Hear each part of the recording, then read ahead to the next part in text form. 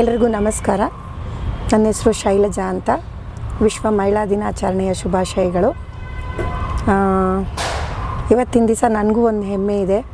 ಯಾಕೆಂದರೆ ನನ್ನ ಸಾರಥಿ, ನನ್ನ ಆಟೋ ಡ್ರೈವರ್ ಆಗಿ ಇವತ್ತು ನಾನು ಏನಾದರೂ ಒಂದು ಸಾಧನೆ ಮಾಡಬಲ್ಲೆ ಅನ್ನೋ ಒಂದು ವಿಷಯ ನೋಡಿದಾಗ ಇವತ್ತು ನನಗೆ ತುಂಬ ಹೆಮ್ಮೆ ಅನಿಸ್ತಾ ಇದೆ.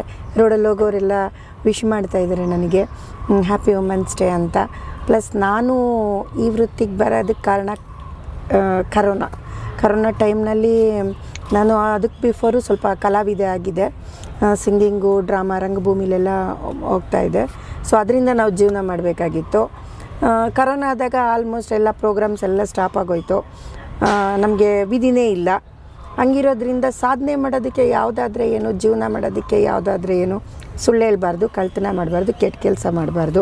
ಸೊ ಆ ಒಂದು ನಿಟ್ಟಿನಲ್ಲಿ ಏನಾದರೂ ಒಂದು ಸಮಥಿಂಗ್ ಡಿಫ್ರೆಂಟಾಗಿ ಮಾಡಬೇಕು ಅನ್ನೋ ಒಂದು ಮೈಂಡಲ್ಲಿ, ಯಾಕೆ ನಾವೊಂದು ಸೇವೆ ಥರನೂ ಇರುತ್ತೆ. ನಾಳೆ ಅಫ್ಕೋರ್ಸ್ ಏನಾದರೂ ನಮಗೆ ಪ್ರೋಗ್ರಾಮ್ ಬಂದಾಗ ಇದೇ ವೆಹಿಕಲಲ್ಲಿ ನಾವು ಪ್ರೋಗ್ರಾಮ್ ಕೂಡ ಹೋಗ್ಬೋದು.